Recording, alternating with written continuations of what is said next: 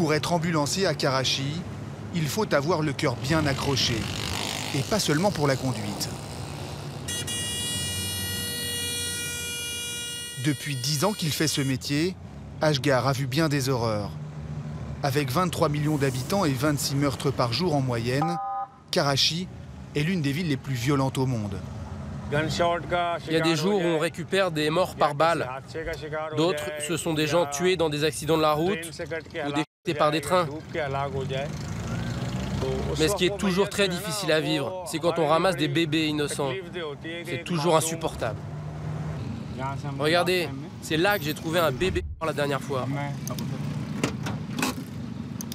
Il était 6 h du matin. Asghar ramasse ici le cadavre d'un nouveau-né. Un bébé, sans doute par ses propres parents. C'est misérable. Mais souvent, c'est comme ça que terminent les enfants du péché, les enfants interdits. Ça, c'est un problème ici. Les enfants interdits sont nés de relations hors mariage, de l'adultère ou du viol. Des enfants de la honte.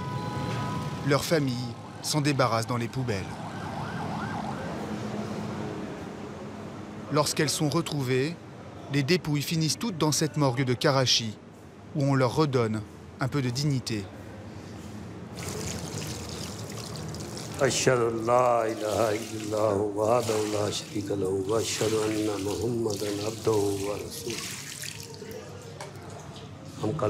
On lave leur corps et chaque brin de cheveux selon le rituel. Mohammad fait ce métier depuis 18 ans. Au début, c'était très difficile pour moi. Et aujourd'hui, malgré les années, c'est encore pénible. Car ce sont des enfants innocents qu'on a jetés dans la rue.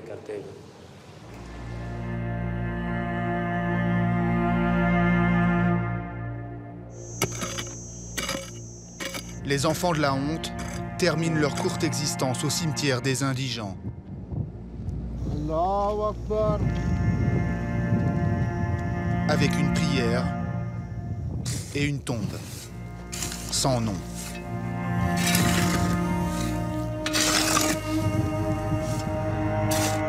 En un an, 175 bébés interdits ont été enterrés à Karachi.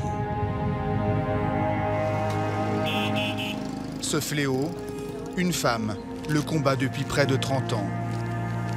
Bilkis Edhi est à la tête de la plus grande organisation caritative du pays, la Fondation Edhi, qui propose aux femmes d'abandonner leurs bébés en haut de cet escalier plutôt que de les tuer. Voilà, c'est notre berceau. Et au-dessus, il y a écrit « Si vous avez commis un péché, n'en commettez pas un deuxième en tuant votre enfant. La vie appartient à Dieu. » Des berceaux accessibles 24 heures sur 24, Bilkis en a installé 34 à Karachi, devant chacun des sites de sa fondation. En 30 ans, elle a sauvé 21 387 bébés. Il en arrive un nouveau tous les 3 jours. Au lendemain de notre arrivée à Karachi vers 21 h, nous assistons à une scène presque banale pour Bilkis. Allez-y, je ne regarde pas.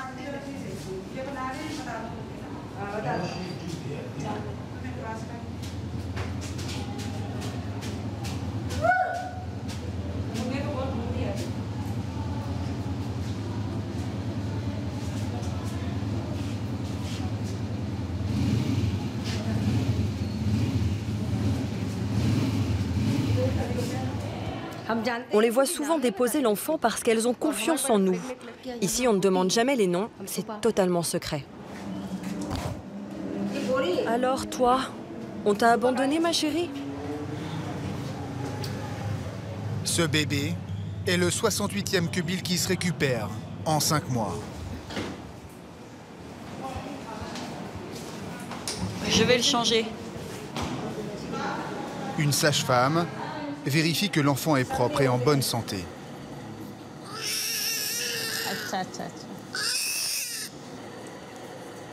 Cette couche est trop grande pour toi. C'est une petite fille. Elle doit avoir 3 jours. Elle a une ficelle sur le cordon. Elle est née à la maison, celle-là, pas à l'hôpital. Palpe-la un peu pour voir. Et regarde ses pieds aussi.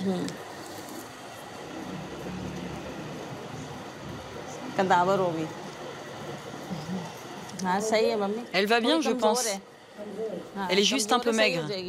Il faut qu'elle mange et ça va aller. On va lui faire chauffer un peu de lait. Et on va tout de suite lui donner 2 biberons. Selon Bilkis, la femme qui a abandonné cette petite fille n'est pas sa mère, probablement sa grand-mère, mais elle devine leur motivation. La mère n'avait sûrement pas de mari. Elle a dû avoir une relation hors mariage, alors elle a dû abandonner l'enfant. Cet enfant n'aurait eu aucun avenir. S'il n'a pas de père, il n'a pas de nom. Et dans un pays musulman, quand un enfant naît sans père et sans nom, il est rejeté par la société.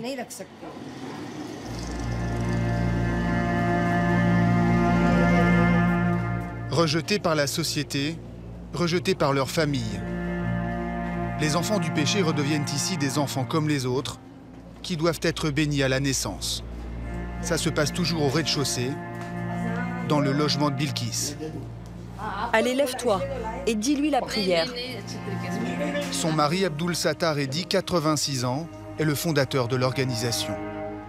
Il est en quelque sorte un abbé Pierre pakistanais extrêmement populaire ici.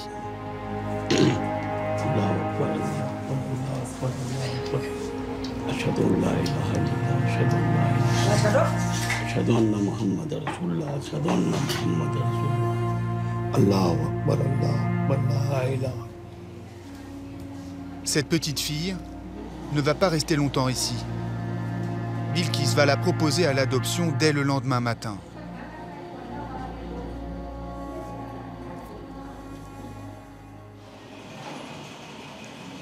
Chaque année, des centaines de familles demandent à adopter les bébés abandonnés de la Fondation.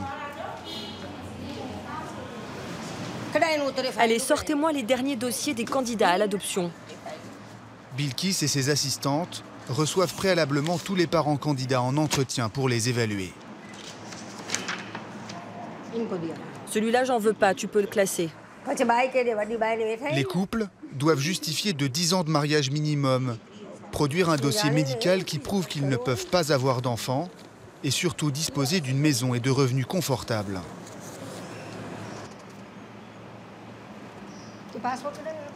Moi, je trouve qu'ils sont pas mal, ces deux-là. Ils ont l'air joyeux et ils sont capables d'aimer. Et puis, ils ont un très bon salaire, plus de 1 400 € par mois. Je pense que ces gens-là ne feront pas souffrir mes enfants. En France, la sélection des parents adoptants prend au minimum 9 mois. Ici, il ne faut que quelques minutes à Bilkis pour se décider et appeler les candidats. Bonjour.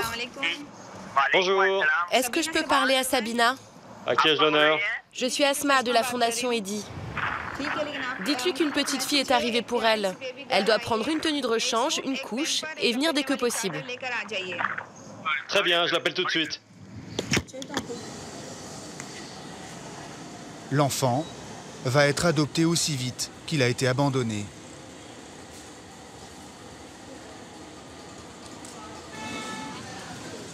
Le lendemain, Farida, l'une des sages-femmes, prépare la petite fille pour son adoption.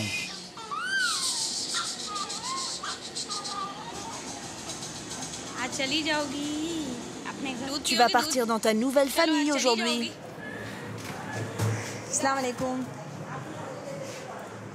Je vous en prie, installez-vous.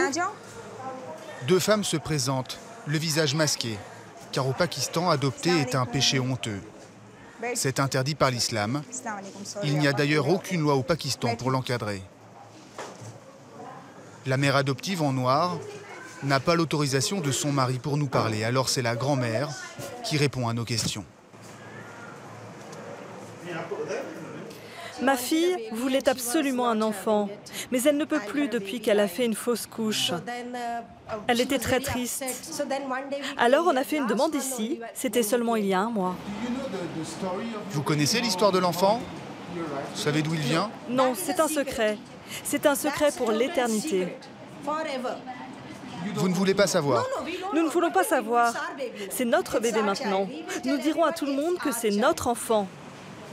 Pour que les familles osent adopter malgré les interdits, la Fondation promet de préserver leur secret.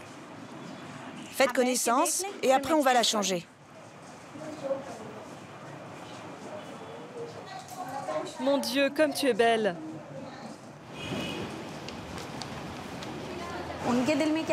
Même à leurs proches, souvent, les gens ne disent jamais qu'ils ont adopté, de peur qu'on se moque de l'enfant ou qu'on le dénigre. L'adoption, c'est une source de conflit dans les familles, parce que l'enfant a été abandonné. La mère adoptive va déclarer l'enfant comme si elle avait elle-même accouché. La Fondation peut même fournir de faux actes de naissance pour la déclaration au service de l'état civil. L'administration pakistanaise ferme les yeux. Vous savez comment elle va s'appeler? Ça, on ne sait pas. On n'a pas encore décidé.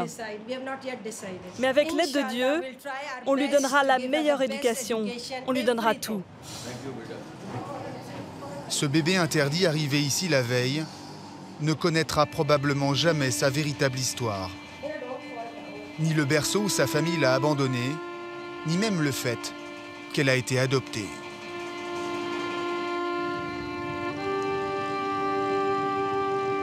Il n'y a pas que les bébés interdits qui sont en danger au Pakistan.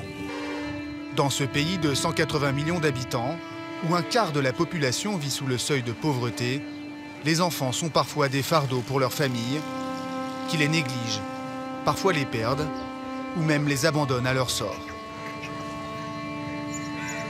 La Fondation Eddy récupère dans les rues près de 1200 enfants abandonnés chaque année, comme ce petit garçon de 5 ans, peut-être 6, qui errait depuis 24 heures dans les rues.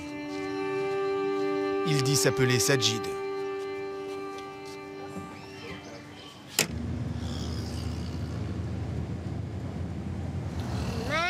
Hier, j'étais au marché et là, j'ai perdu ma maman dans la foule.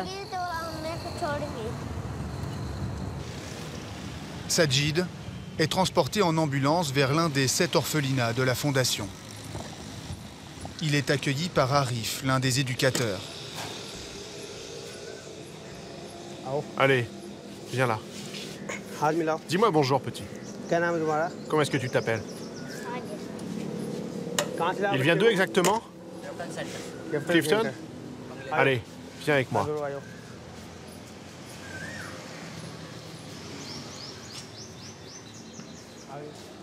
Excuse-moi, on a cet enfant qui vient d'arriver, il est perdu. Est-ce que tu peux t'occuper de lui, s'il te plaît? Il faut lui couper les ongles, le laver et aussi lui changer ses vêtements. Viens, petit. Tu sais te brosser les dents? Le petit Sajid n'a pas dit un mot depuis son arrivée. Il rejoint les autres pensionnaires en cours de religion. En ce moment, ils sont 32. Ils ont entre 5 et 13 ans et vivent ici depuis des mois, parfois des années. Certains ont été retrouvés dans les rues, d'autres abandonnés ici par leurs parents. Silence, s'il vous plaît. Vous avez un nouveau camarade qui vient d'arriver. Est-ce que vous allez être gentil avec lui?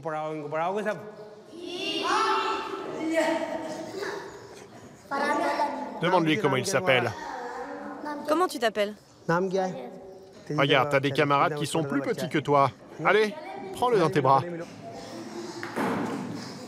Sajid esquisse son premier sourire. Il sera déclaré le jour même comme enfant perdu à la police. Sa photo, affichée parmi tant d'autres devant les centres de la Fondation. Tout est fait pour que les parents puissent identifier leurs enfants et venir les réclamer. Lorsque les familles ne se manifestent pas, la Fondation part à leur recherche.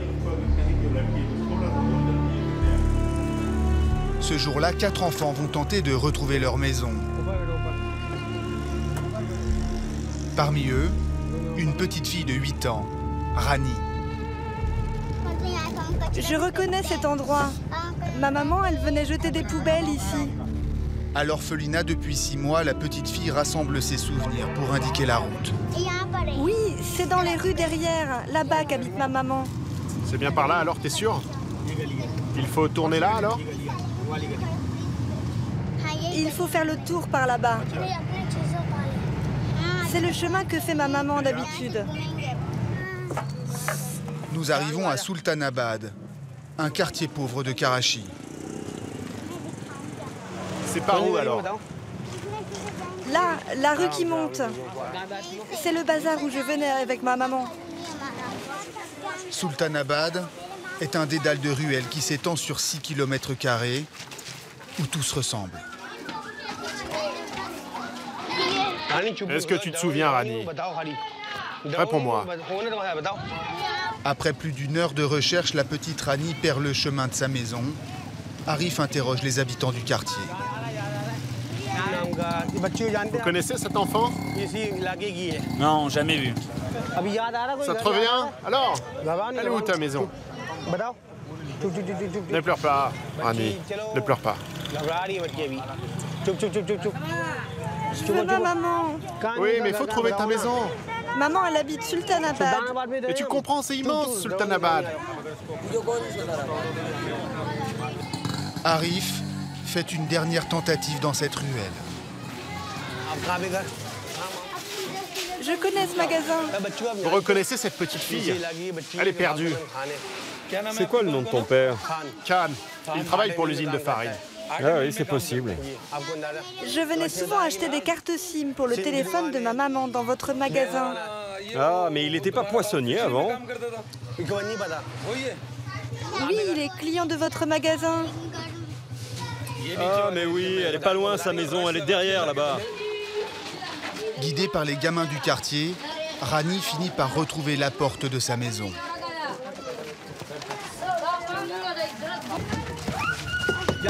C'est ici ma maison. Reculez, reculez. Bonjour. C'est votre enfant? Oui, c'est ma fille.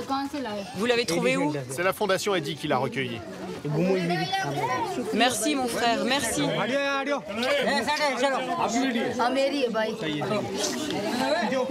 Comment elle est arrivée là? Qui vous l'a amenée? Est-ce qu'on peut rentrer? Cela fait 6 mois que votre fille s'est égarée. Depuis, elle réside à l'orphelinat. On a dû chercher votre domicile toute la matinée. C'était vraiment difficile.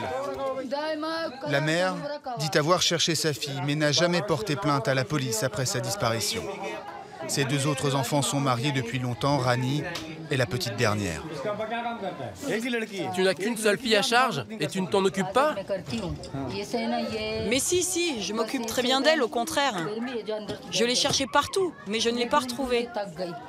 Et puis vous savez, nous, on n'a pas d'argent. Des fois, mon mari n'est pas payé. On a plein de problèmes, vous savez.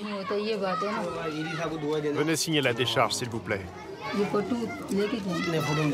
Signez ici. Maintenant, il faudra faire attention, madame. Hein. Oui, je sais. Alors ici, et là aussi.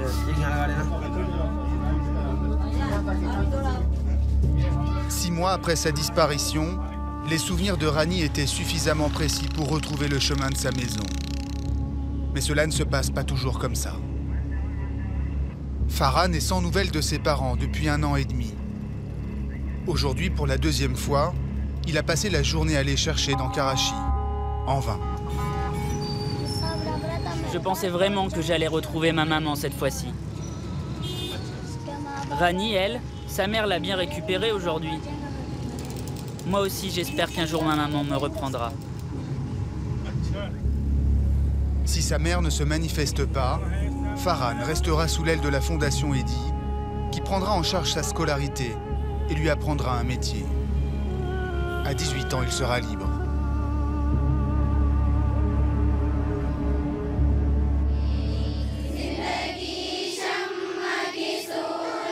L'avenir des filles abandonnées est encore plus compliqué. Elles sont 235 dans cet orphelinat et elles ne pourront pas le quitter avant d'être mariées.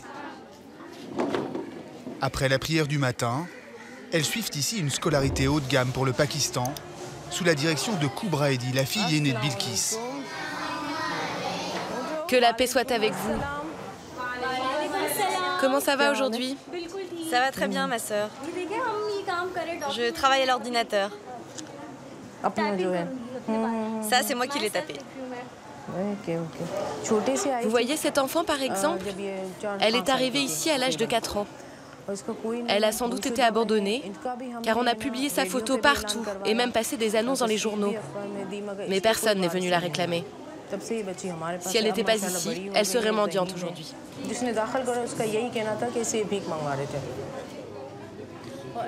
Les Pakistanais abandonneraient 4 fois plus souvent leurs filles que leurs garçons, en particulier à cause de la dot qui incombe toujours à la famille de la mariée. 8 000 € en moyenne au Pakistan.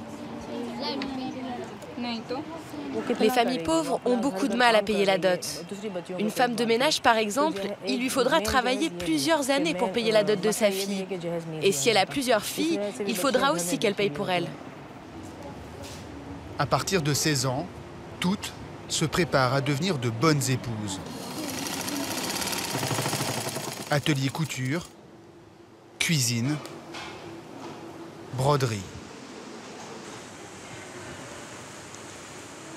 Saba, 18 ans, voudrait bien se marier cette année, mais c'est Bilkis qui va en décider. Quand on devient adulte et qu'on se sent prête à se marier, on fait une demande écrite à Bilkis. Moi, maintenant, je sais tout faire pour m'occuper d'un foyer. Alors Bilkis m'a répondu que dès qu'elle aura une demande en mariage, elle m'informera. En attendant, j'essaye de m'améliorer encore en apprenant de nouvelles recettes de cuisine. Comme la plupart des Pakistanaises, Saba ne choisira pas elle-même son futur époux. Ici, c'est Bilkis qui les sélectionne. Bonjour, comment ça va? Ce soir-là, elle reçoit 2 frères, Ibrahim et Haroun. 2 prétendants venus avec leur famille. Ils sont souvent attirés par la dot généreuse. 22 000 € payés grâce aux dons massifs que la Fondation reçoit du monde entier. Allez, asseyez-vous. Bilkis les interroge sans ménagement, bien décidé à protéger ses orphelines. Il a déjà été marié, votre fils? Non. Non, parce que je trouve qu'il a l'air vieux. Non, je vous assure. Jamais, hein? Comment tu t'appelles? Ibrahim. Tu consommes de la drogue? Ah non, non. Pas de drogue, vraiment? Non, non, non. Tu fumes la cigarette? Non plus. Qu'est-ce que tu fais comme travail? Je travaille à l'hôpital. L'entretien ne dure que quelques minutes, puis c'est au tour d'Haroun, marin-pêcheur, de se faire cuisiner. Combien tu gagnes par mois? 20 000 roupies. Et combien tu économises?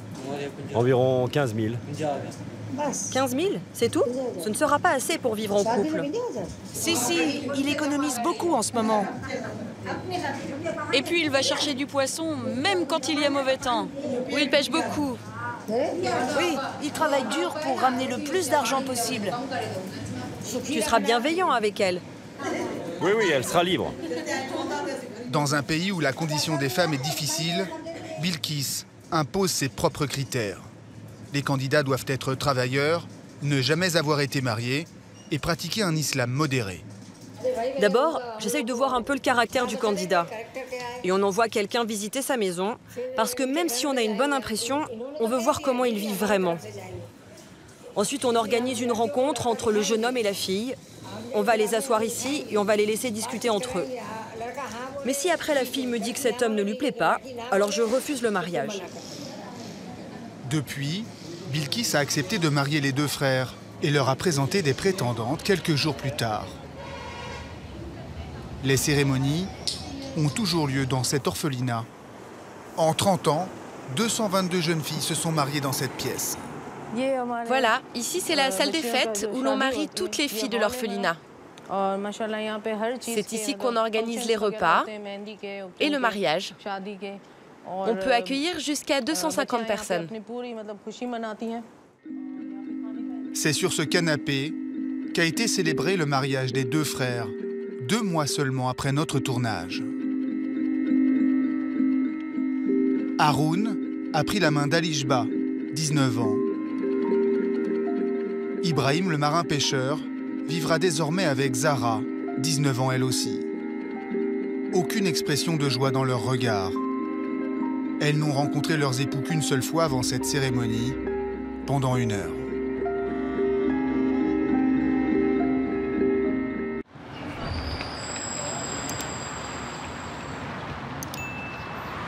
Li Xue, 23 ans, est étudiante.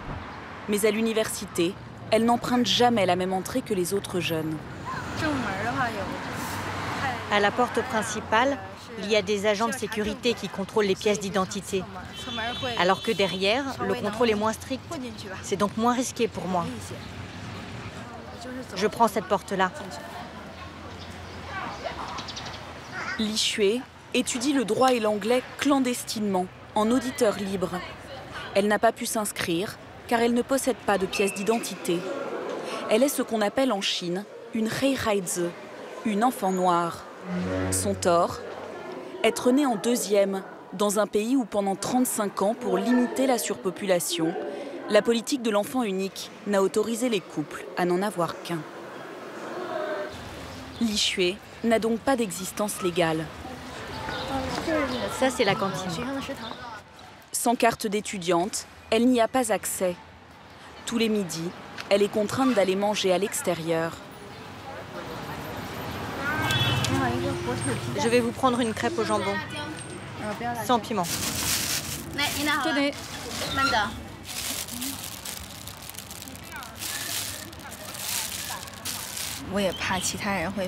Personne ne connaît ma situation ici. J'ai peur que si les gens découvrent, ils me dénoncent et que les profs ne me laissent plus venir suivre leurs cours. Je me sens très différente des jeunes de mon âge. C'est comme si j'étais née, mais que je n'existais pas. Seule ma famille connaît mon existence, mais pour le reste du monde, je n'existe pas.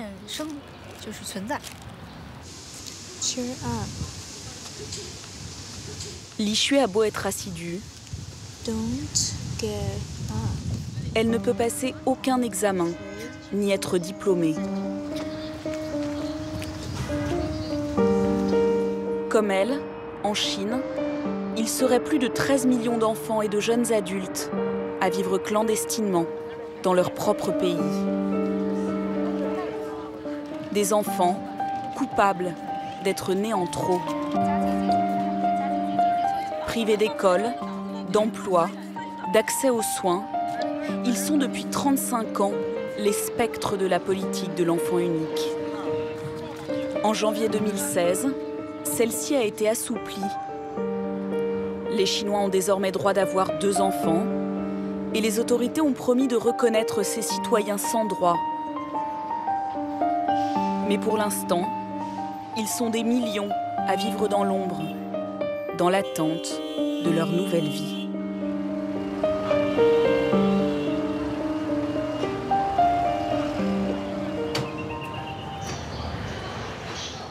Li Xue habite l'un des derniers quartiers traditionnels du centre de Pékin. Des ruelles modestes qu'on appelle les Hutong. Son père est décédé. Elle habite ici avec sa mère handicapée de 57 ans.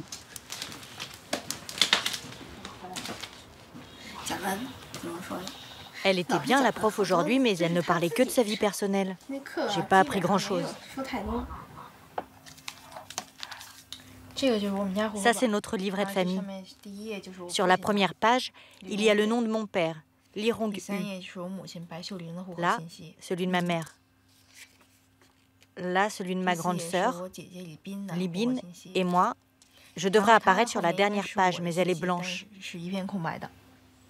C'est parce qu'elle est invisible sur ce livret que Li Xue est privée d'existence légale. Ce sésame, le hukou, est le principal papier d'identité de tout Chinois. Parce que mon nom n'apparaît pas là, je ne peux pas vivre comme les autres. Juste à cause de cette page blanche. Je suis privée de tous les droits fondamentaux. Je ne peux pas aller à l'école, je ne peux pas travailler, je ne peux pas acheter de médicaments, je ne peux pas voyager. Tout ça à cause de cette page blanche.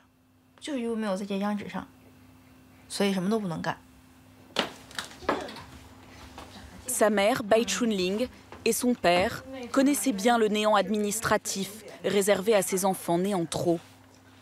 C'est bien pour ça d'ailleurs que Bai, alors ouvrière dans une usine textile d'État, n'avait pas prévu d'en avoir un deuxième. Je suis tombée enceinte par erreur, mais ma jambe s'est infectée. Les médecins ont refusé de m'avorter. J'ai été licenciée, j'ai perdu ma sécurité sociale et mon droit à la retraite. Parce que j'ai eu ma fille, j'ai tout perdu. C'était la sentence pour les employés d'entreprises d'État lorsqu'ils enfreignaient la politique de l'enfant unique.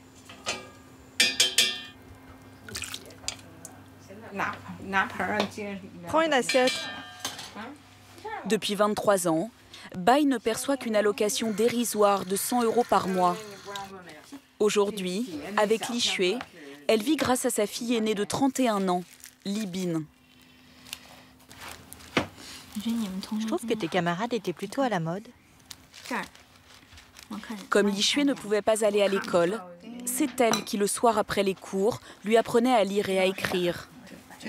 Aujourd'hui, Li Bin leur reverse tout son salaire, 400 €, gagnés comme ouvrière à la chaîne dans une usine d'aéromécanique. Remets bien tes petits cheveux. Et si ça n'était que ça? La pression était si forte que mon mari est parti. Ça a à voir avec tout ça?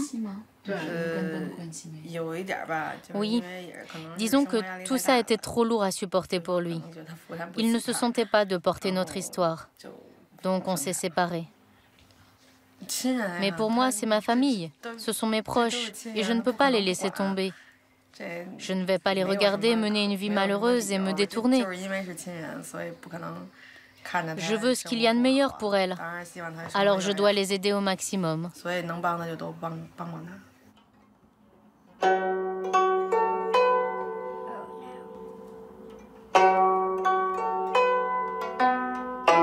Pour les quelques enfants qui ont déjà été régularisés, tout n'est pas réglé pour autant. Le petit bout de papier qui donne enfin une existence légale, Miao Miao, 7 ans, est l'une des premières à l'avoir obtenu depuis l'assouplissement de la politique. Ça, c'est notre roucou familial. Moi, avant, j'étais pas dessus. Et tu es heureuse? Très heureuse. Pourquoi? Parce qu'avant, quand mon nom n'était pas dessus, moi je me disais, pourquoi il y a le nom des autres dans la famille et il n'y a pas le mien? Maintenant qu'il y a mon nom, c'est plus juste. Parce qu'avant, c'est comme si notre famille ne comptait que 3 personnes. Et maintenant tu vas pouvoir te marier, trouver du travail plus tard? Moi je veux être peintre. Mais ma mère dit qu'un peintre, c'est pas bien, parce que ça gagne pas d'argent. Elle dit qu'un expert en géographie, c'est mieux, parce que ça peut devenir très riche. Ça, c'était ma carte d'identité d'avant, mais elle est pas très présentable. En fait, comme je n'en avais pas, je l'avais dessinée moi-même. Là, c'est Miao Miao, avant qu'elle perde ses dents de lait. Là, t'avais quoi, 5 ans?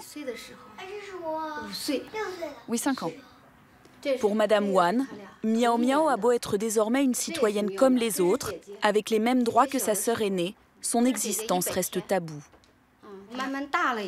Pendant toutes ces années, son père a caché l'existence de Miao Miao à son employeur. Lorsque ses collègues venaient à la maison, on la cachait. Par peur des représailles, encore aujourd'hui, il ne veut pas dire au travail qu'elle existe. Le père, qui travaille dans une grande société immobilière d'État, n'a d'ailleurs pas souhaité apparaître dans ce reportage. Surtout, la régularisation n'annule pas l'amende exorbitante que la famille doit à l'État pour avoir eu illégalement un deuxième enfant. On leur doit toujours 32 500 €. C'est quoi ça? L'amende de cet enfant né en trop, comme ils disent. Parce qu'on a eu un deuxième enfant, on doit à l'État 32 500 €. Et ça vous fait quoi? C'est astronomique. Pour cette famille, cela représente 3 ans de salaire. L'argument des autorités, c'est de dire que nous avons eu notre deuxième enfant avant que la politique ne soit assouplie. Elles ne veulent pas annuler ces amendes parce qu'elles craignent que les parents qu'elles ont fait payer pendant 35 ans, juste parce qu'ils voulaient un deuxième enfant, demandent à être remboursés. Et que cela crée des tensions sociales. Ces amendes représenteraient à l'échelle de la Chine entière 2,5 milliards d'euros. La famille Wan a intenté à l'État un procès pour faire annuler la sienne, mais ils viennent de perdre en première instance.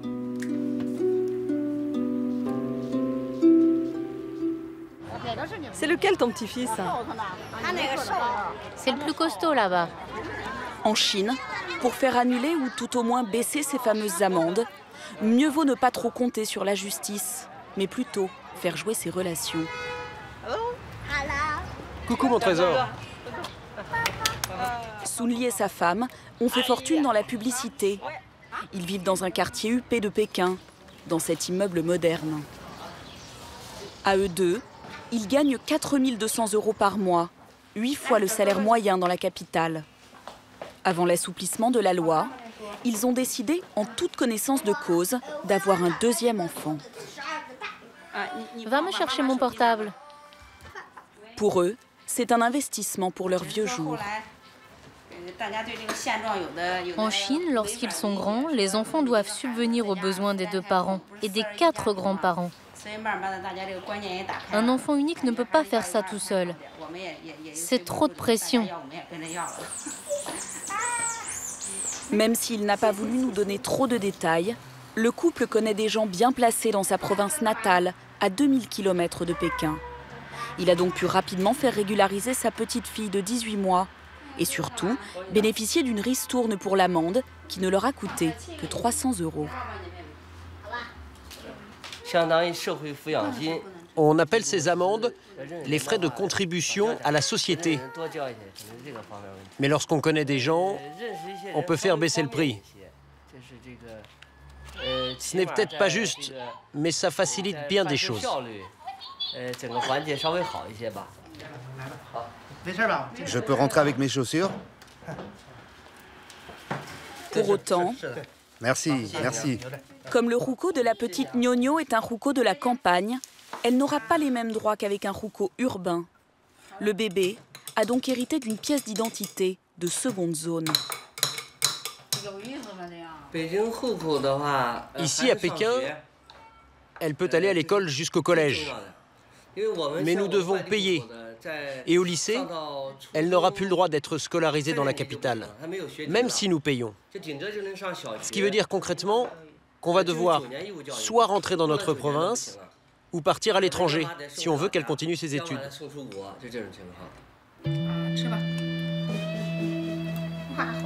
Ce système de caste qui ne porte pas son nom, Li Shui, l'enfant de l'ombre, a décidé de le dénoncer.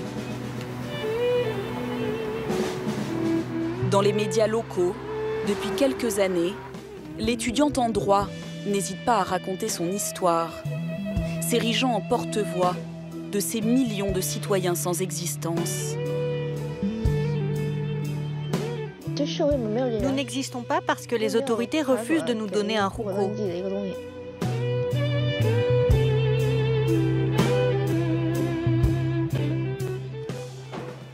Elle a intenté plus de 30 procès aux autorités de Pékin. Et tous les week-ends, à la bibliothèque, elle vient emprunter des livres de droit, avec la carte de sa grande sœur, évidemment. Je veux approfondir mes connaissances du droit chinois, voir s'il y a eu des évolutions récentes dans la loi. Cela va me permettre d'être plus précise dans les nouvelles plaintes que je compte rédiger. Li Shui est à la recherche d'une brèche dans la loi chinoise.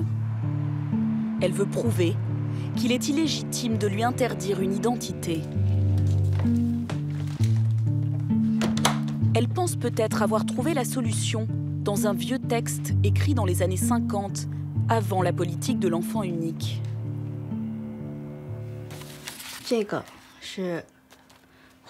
Selon le règlement relatif à l'enregistrement du RUCO, tous les citoyens de la République populaire de Chine doivent se voir accorder un RUCO.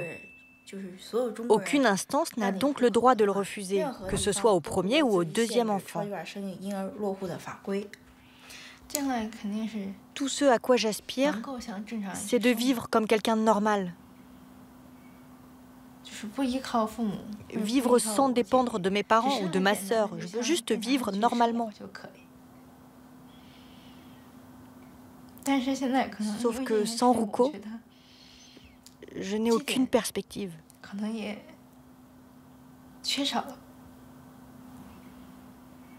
L'obstination de Li Xue a fini par payer.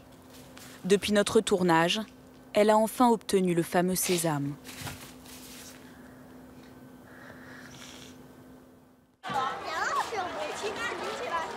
Mettez-vous tous en ligne. Ce statut tant convoité de citoyenne, Miao Miao, la petite fille qui rêve d'être peintre, en découvre déjà les avantages.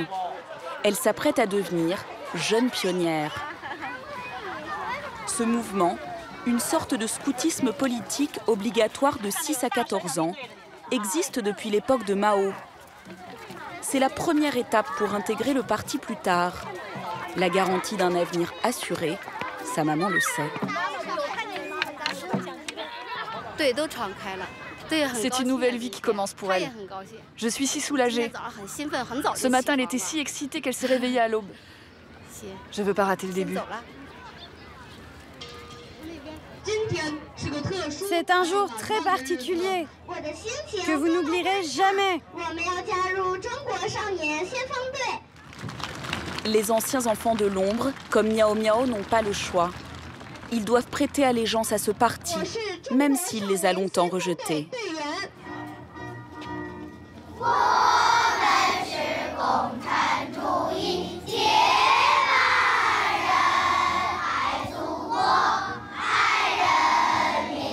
Près de 100 ans après sa création, dans cette Chine devenue capitaliste, c'est encore le parti qui régit la vie privée des familles.